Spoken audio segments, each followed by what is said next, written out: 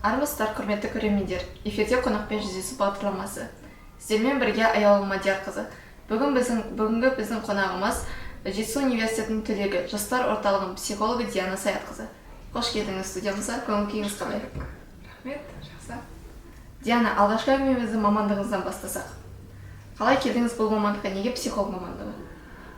Бұл мамандыққа мен негізінде мектеп кезінен бастап 10 сыныптан бері осы мамандықта мектеп психологына қарап, психолог болғым келіп, сол кісімен сөйлесіп, сол кісінің сөйлегеніне қарап, киінгеніне, сол кісінің бір өмірлік жолы, яғни біз әркез сол кісімен тығыз қатынаста болдық мектепте 10 жыл 1 кластарда.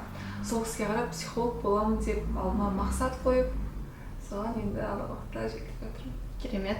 Сіз білім алған жылдары университет пен қазіргі университет қандай өзгерістер даму бар? Қазіргі кездегі университет мен оқып жатқан кезге қарағанда әлде қайда дамыған. Әрине жақсы жаққа қарай, себебі қазіргі білімгерлерге де қарап айта аламын толық, себебі жақсы білім алуда, алға қарай ұмтылыстары, мақсаттары өте жақсы. Білім ордамызда дайын психологтар даярлап шығуға мүмкіндіктер бар ма? Кадрлар қалай даярланады? Мүмкіндіктер бар, тек университетте ғана оқып қоймай, ол үшін қосымша курстарда өту керек, түрлі практика алмасу керек. Университеттің білімі жеткіліксіз. Қазіргі таңда психолог мамандығына сұраныс қандай? Қазіргі кезде өте жоғары, себебі осы ғасырда психология былайша айтқанда трендке айналып кетті. Сол себептен өте жоғары сұраныс. Қазір әр жерде психолог керек. Университет психологына жүктелер міндет қандай?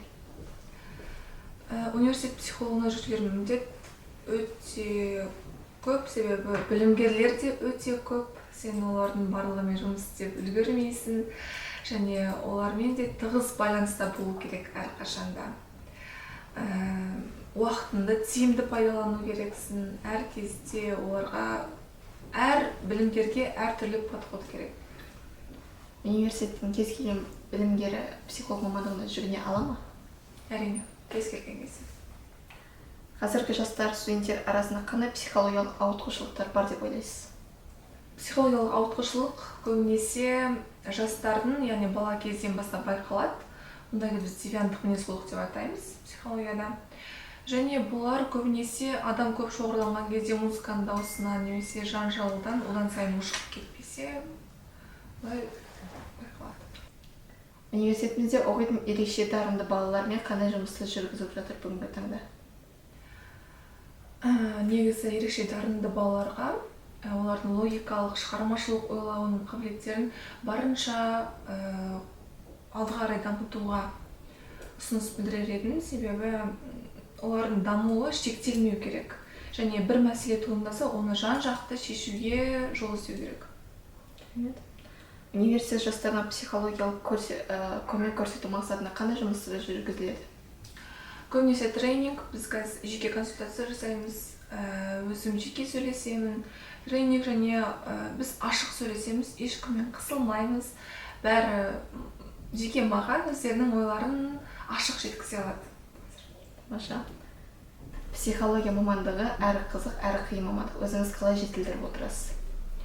Түрлі курстарға қатысу арқылы, психологтардың интервьюларын көру арқылы, қазір киноларда көбінесе психологиялық кинолар ғой. Мән беріп қарасаң, әр жерде психологияны табуға болады. Университет жастарына психолог маманы ретінде не айта аласыз? Әрқашан даму үстінде болыңыздар. Түрлі курстарға психология қазір кез келген адамға қажет. Жұмысқа тұру кезінде де, ата-анамен қарым-қатынаста да, отбасында да, достарыңызбен қарым-қатынаста да психология әр жерде керек. Сол үшін түрлі курстарға қатысыңыздар, тренингтарға жетілдіру жолдары жүргізсек. Диана, сұхбатыңызға алғыс білдіреміз, еңбегіңізге жеміс тілейміз. Осымен бізде қонақпен жүздесу бағдарламасы аяқталды. Амандықта жүздескенше.